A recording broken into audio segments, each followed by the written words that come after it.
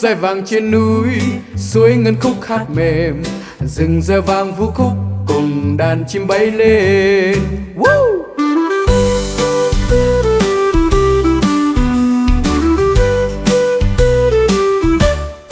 Nắng roi vàng trên núi, suối ngân khúc hát mềm, rừng rêu vang vũ khúc cùng đàn chim bay lên. Tay em dệt ánh sáng, gió vần trên mái nhà, tay nguyên xanh một dải, đời ta đẹp như hoa. Yeah! Nắng rơi vàng trên núi, suối ngân khúc hát mềm, rừng rêu vang vũ khúc cùng đàn chim bay lên. Tay em dệt ánh sáng, gió vần trên mái nhà, tay nguyên xanh một dải, đời ta đẹp như hoa. Nắng rơi vàng trên núi, suối ngân khúc hát mềm, rừng rêu vang vũ khúc cùng đàn chim bay lên. Tay em dệt ánh sáng, gió vần trên mái nhà, tay nguyên xanh một dải, đời ta đẹp như hoa. Hey!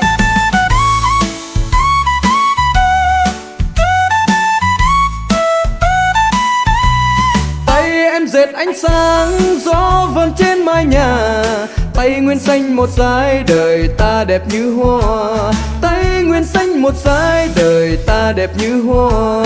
Tay nguyên xanh một dải, đời ta đẹp như hoa.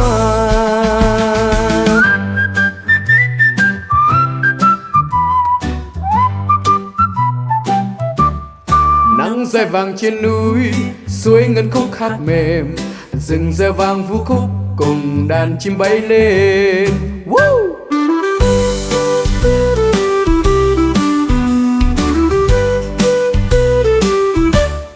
Nắng roi vàng trên núi, suối ngân khúc hát mềm, rừng rêu vang vũ khúc cùng đàn chim bay lên. Tay em dệt ánh sáng, gió vần trên mái nhà, tay nguyên xanh một dải, đời ta đẹp như hoa. Yeah! Nắng rơi vàng trên núi, suối ngân khúc hát mềm, rừng rêu vang vũ khúc cùng đàn chim bay lên. Tay em dệt ánh sáng, gió vần trên mái nhà, tay nguyên xanh một dải, đời ta đẹp như hoa. Nắng rơi vàng trên núi, suối ngân khúc hát mềm, rừng rêu vang vũ khúc cùng đàn chim bay lên.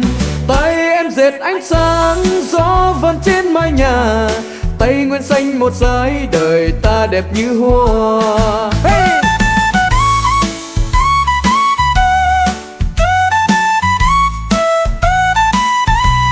Tay em dệt ánh sáng, gió vần trên mái nhà, tay nguyên xanh một dải, đời ta đẹp như hoa. Tay nguyên xanh một dải, đời ta đẹp như hoa. Tay nguyên xanh một dải, đời ta đẹp như hoa.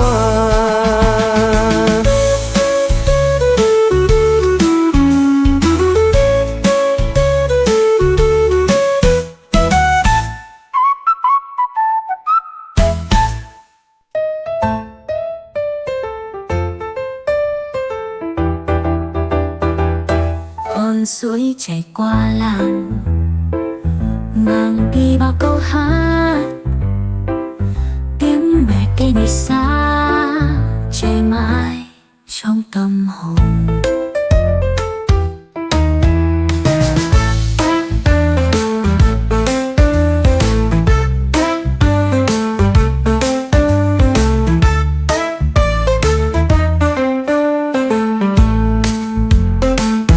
Con suối chảy qua làng, mang đi bao câu hát.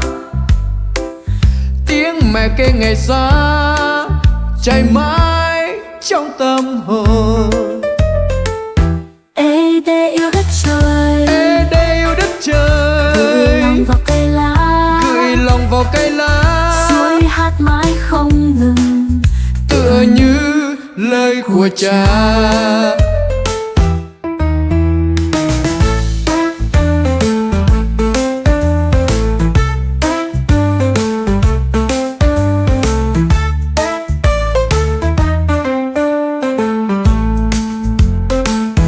Con suối chảy qua làng, mang đi bao câu hát. Tiếng mẹ kể ngày xa cháy mãi trong tâm hồn. Ê đê yêu đất trời, Ê đê yêu đất trời, gửi lòng vào cây lá, gửi lòng vào cây lá, suối hát mãi không ngừng, tựa như lời của cha. Suối hát mãi không ngừng, tựa như lời của cha.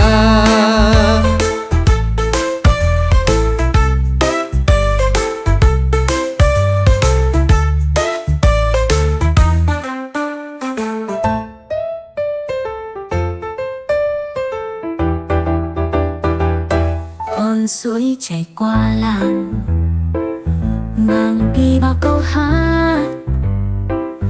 Tiếng mẹ kể ngày xa chảy mãi trong tâm hồn.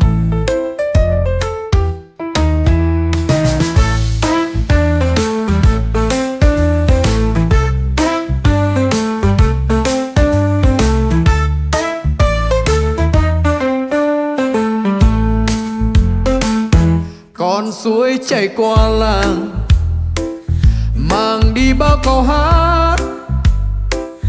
Tiếng mẹ kể ngày xa chảy mãi trong tâm hồn.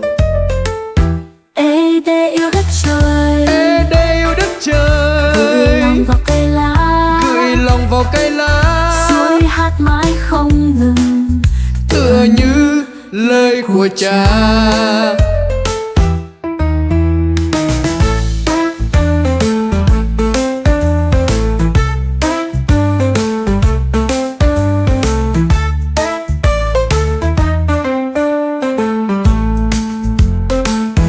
Con suối chảy qua làng, mang đi bao câu hát. Tiếng mẹ kể ngày xa chảy mãi trong tâm hồn. Ê đê yêu đất trời, Ê đê yêu đất gửi trời, lòng vào cây lá, gửi lòng vào cây lá, suối hát mãi không ngừng, tựa như lời của cha. Suối hát mãi không ngừng, tựa như lời của cha.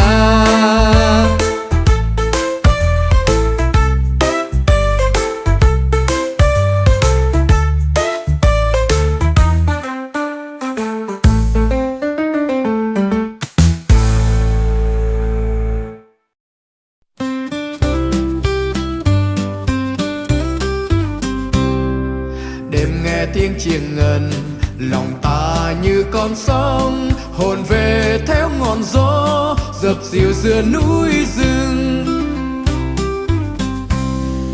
Đêm nghe tiếng chiêng ngân, lòng ta như con sóng hồn về theo ngọn gió dập dìu giữa núi rừng. Tiếng chiêng gọi bao người về bên nhau chung bước, ngọn lửa bập bùng sáng thắp sáng cả bầu trời.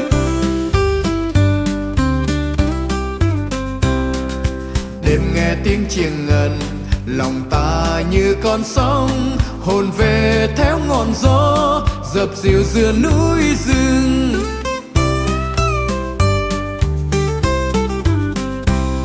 Tiếng chiêng gọi bao người về bên nhau chung bước, ngọn lửa bập bùng sáng thắp sáng cả bầu trời.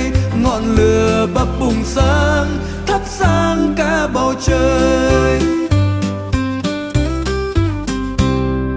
Đêm nghe tiếng chiêng ngân, lòng ta như con sóng hồn về theo ngọn gió dập dìu giữa núi rừng. Đêm nghe tiếng chiêng ngân, lòng ta như con sóng hồn về theo ngọn gió dập dìu giữa núi rừng. Tiếng chiêng gọi bao người về bên nhau chung bước, ngọn lửa bập bùng sáng thắp sáng cả bầu trời.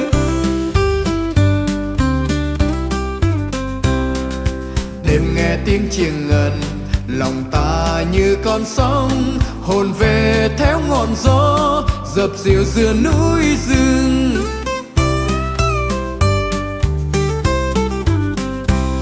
Tiếng chiêng gọi bao người về bên nhau chung bước. Ngọn lửa bập bùng sáng, thắp sáng cả bầu trời. Ngọn lửa bập bùng sáng, thắp sáng cả bầu trời.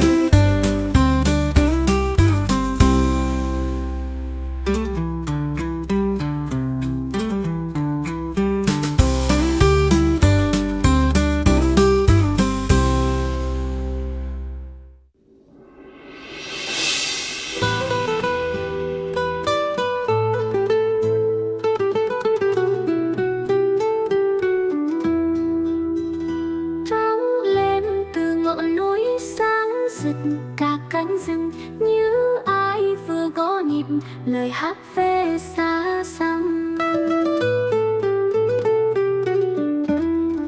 Trắng lên từ ngọn núi, sáng rực cả cánh rừng như ai vừa gõ nhịp lời hát về xa xăm. Bóng cây dài im đậm, rung rinh tiếng cồng chiêng, nhẹ như làn gió thoảng thấm sâu trong trái tim. Trăng lên từ ngọn núi, sáng rực cả cánh rừng như ai vừa gõ nhịp lời hát về xa xăm. Bóng cây dài im đậm, rung rinh tiếng cồng chiêng, nhẹ như làn gió thoảng thấm sâu trong trái tim.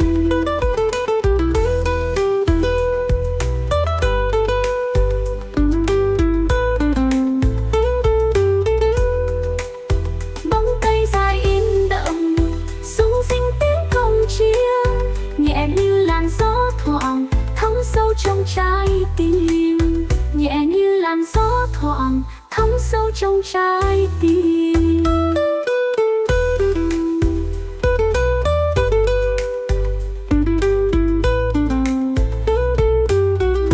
Trắng lên từ ngọn núi, sáng rực cả cánh rừng như ai vừa gõ nhịp lời hát về xa xăm.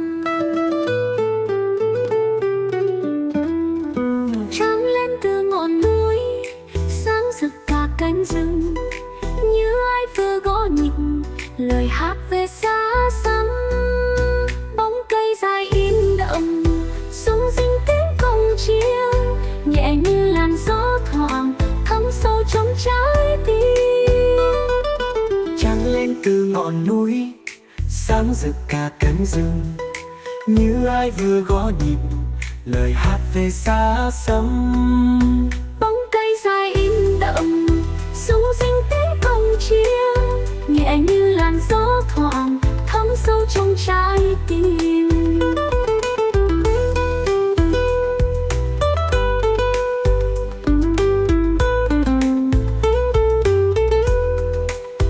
Bóng cây dài im đậm, rung rinh tiếng cồng chiêng, nhẹ như làn gió thoảng thấm sâu trong trái tim.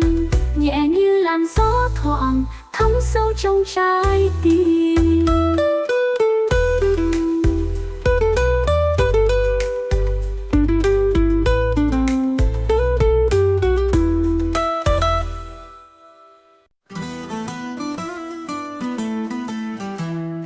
Em là hoa bờ lan, đỏ rực giữa đại ngàn, gió cuốn lời thì thầm theo xuôi ngàn xa mãi. Em là hoa bờ lan, đỏ rực giữa đại ngàn, gió cuốn lời thì thầm theo xuôi ngàn xa mãi. Anh đến như ngọn gió, lòng em như lá rừng, khẽ rung lên nhẹ nhẹ, nghe yêu thương dạt dào.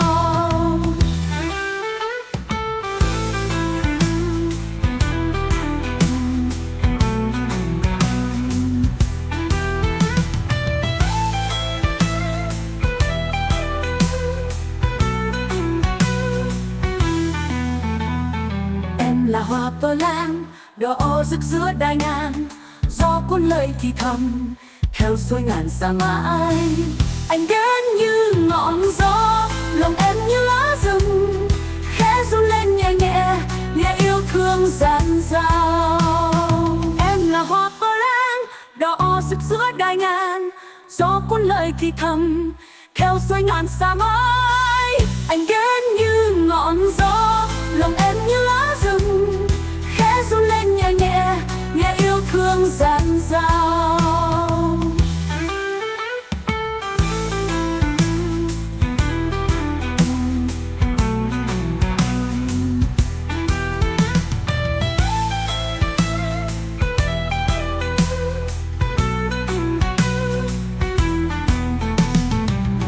Hoa bờ lang đỏ rực giữa đại ngàn, gió cuốn lời thì thầm theo xuôi ngàn xa mãi. Em là hoa bờ lang đỏ rực giữa đại ngàn, gió cuốn lời thì thầm theo xuôi ngàn xa mãi. Anh đến như ngọn gió, lòng em như lá rừng khẽ run lên nhẹ nhẹ, nghe yêu thương dạt dào.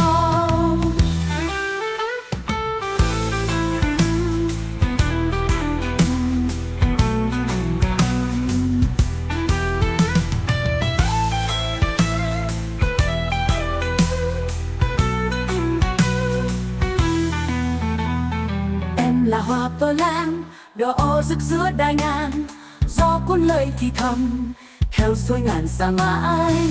Anh đến như ngọn gió, lòng em như lá rừng khẽ run lên nhẹ nhẹ, nghe yêu thương dạt dào.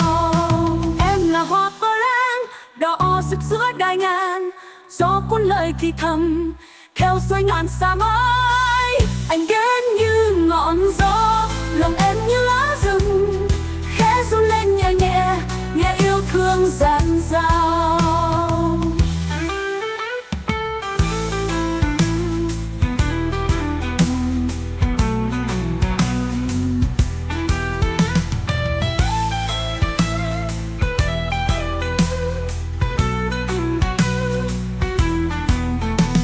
Anh đến như ngọn gió, lòng em như lá rừng khẽ run lên nhẹ nhẹ, nghe yêu thương dạt dào. Khẽ run lên nhẹ nhẹ, nghe yêu thương dạt dào.